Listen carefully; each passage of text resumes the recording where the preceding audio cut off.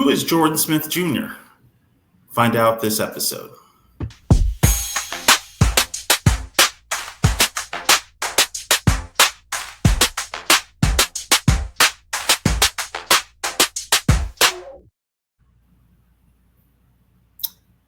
Hey, Owen, how you doing?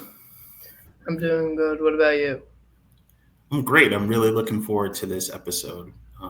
There's a lot of excitement around this player, and it's so nice to know that we are doing really well on the recruiting trail. But what do you know? What can you tell our audience? So, Jordan Smith Jr. named his top 6 schools the other day, and Georgetown was a part of that list. Also, there was Duke, Kentucky, Arkansas, Syracuse, and Indiana. So, Jordan Smith Jr. is the number 2 overall player in the class of 2026. And this is just a monumental recruiting player for Georgetown because being a top 2 recruit, we don't see that often on the hilltop. We don't see generational talent like Smith Jr. He stands in at 6'3", and he has elite athleticism, advanced shot creation, and the ability to completely control the pace of a game. He's the type of guard who could step onto any college campus and dominate and change the pace from day one. He's a projected NBA top pick in 2027, and wherever he lands, he'll instantly become a national storyline. So let's talk more about what this means specifically for Georgetown. This isn't just a big recruiting moment for Georgetown, but it's a defining one. Being in the final group for the number 2 player in the country shows that Ed is moving to another level of recruiting and is starting to recruit players at the highest level. It signals to other elite players, such as Alex Constanza, Caden Samuels, and Luca Foster, that Georgetown is once again a serious destination and something they should seriously consider. And if Smith Jr. were to commit, it would be the program's biggest recruiting win in over a decade and maybe even longer. He fits the Georgetown system to a T. He's aggressive on both ends, unafraid of pressure, and built for the big stage. The Hoyas have momentum on him right now, and I think that Smith Jr. would turn that momentum into a national resurgence. The bottom line for this recruitment is that it's a battle where Georgetown needs to stay until the end, until they're told there's no way they land him. Just making the top 6 is a statement, but landing him would change the future of the program overnight. Ron Bailey reported that JSJ visits often and was even on campus Sunday 2 days before cutting his list, watching the squad practice. I'm extremely excited about JSJ, and I think that if he does come to Georgetown, it will bring a lot of other players too. What do you think, Rasheen? Well, JSJ, I agree. He would put us back on the recruiting map. He would help us attract other players, like you said. And of course, on the court, he would take us to another level. It would be hard for us not to be a tournament team every year if he's healthy. Just want to give you guys a little bit more background on him. He's got great experience. He is a member of 2 powerhouse teams, Paul VI of Chantilly, and then also Team Takeover, an AAU program that Georgetown is making inroads with. He really shined at the under-19 FIBA World Cup in Switzerland. In fact, Ed went over and watched him, and he was just one of 4 high school guys that were there. So that's a great honor for a 17-year-old. The consensus from what I can gather on JSJ is he's a competitor, he's a winner, he's very athletic, and he locks down people. He's going to be an elite defender immediately once he gets to the college level. Yeah, I mean, I think JSJ, along with just being a great player himself, he's going to bring along a lot of great players as well. Today, Luca Foster announced his list of his top 9, which we don't really see that often anymore. But in his top 9, Georgetown was included with Nova, Oklahoma, Michigan, Ohio State, Virginia, Gonzaga, Pitt, and Oregon. And Georgetown has an official visit scheduled for September 20th with him. I feel like JSJ is just bringing Georgetown, just to people to see Georgetown in his top 6.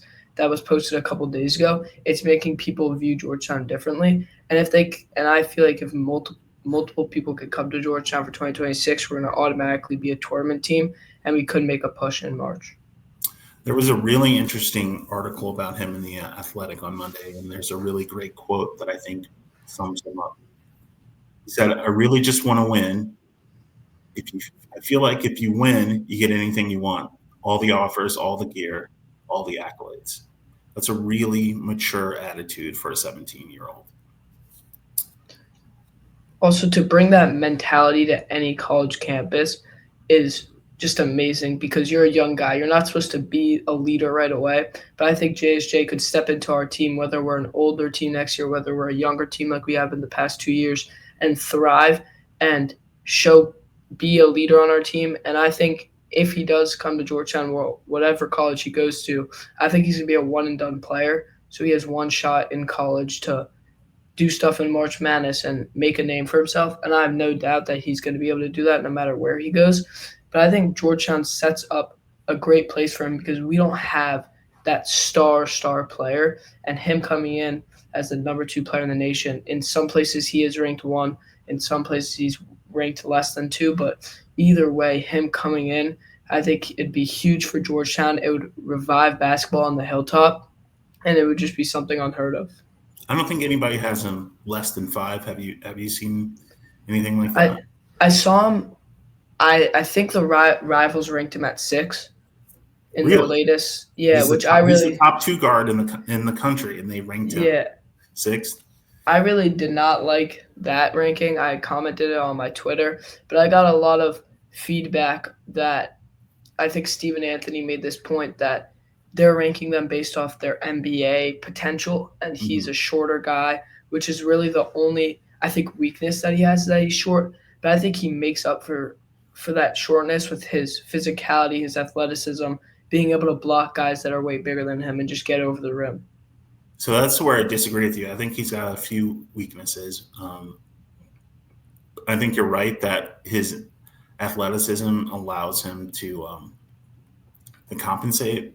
But if you watch him, you'll see that he's really good in the mid-range. He's really good at getting to the basket, but his jumper from longer distances really doesn't have a lot of consistency, so he'll have to improve that. His playmaking could be better, but that's pretty typical of combo guards, that they're more developed on the shooting guard side than the point guard side.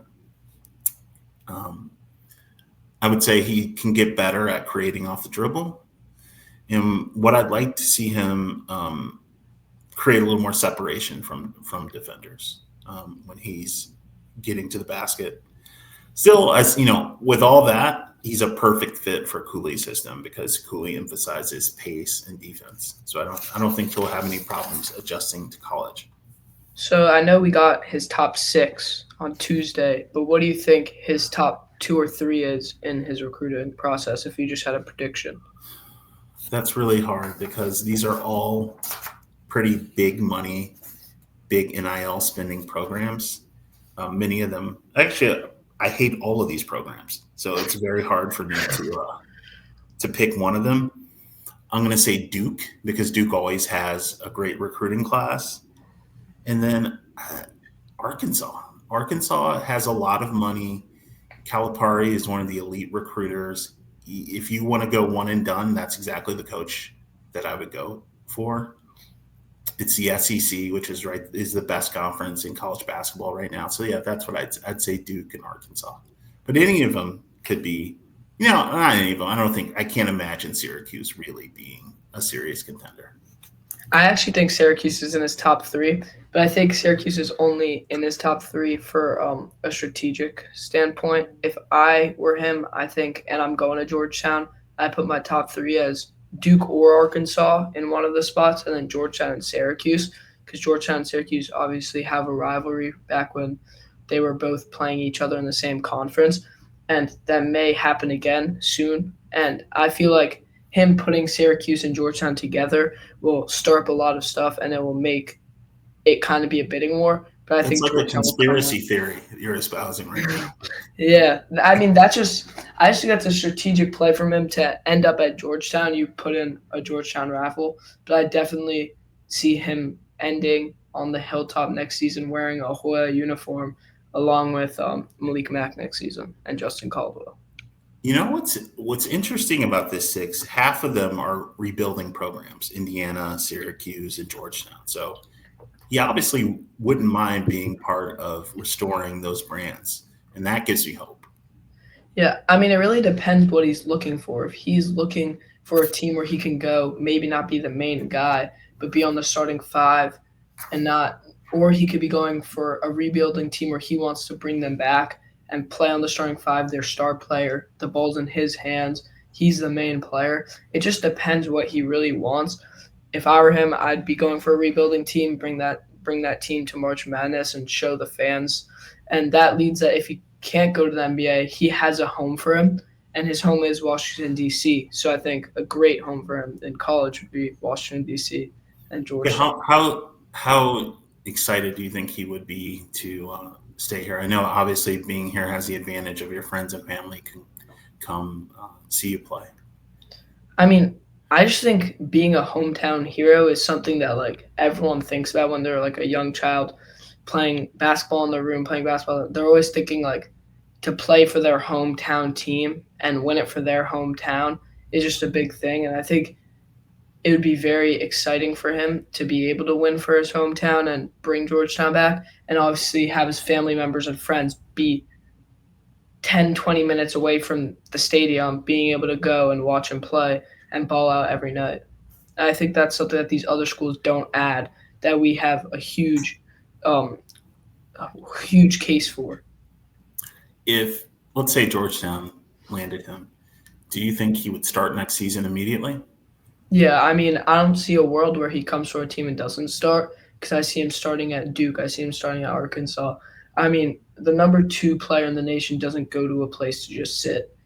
And I just think he has to start. But yeah, what about you? What do you think? Oh, I think so too. I think I'd start him at shooting guard, although that would be a pretty short backcourt with Max. So let me walk that back. Can't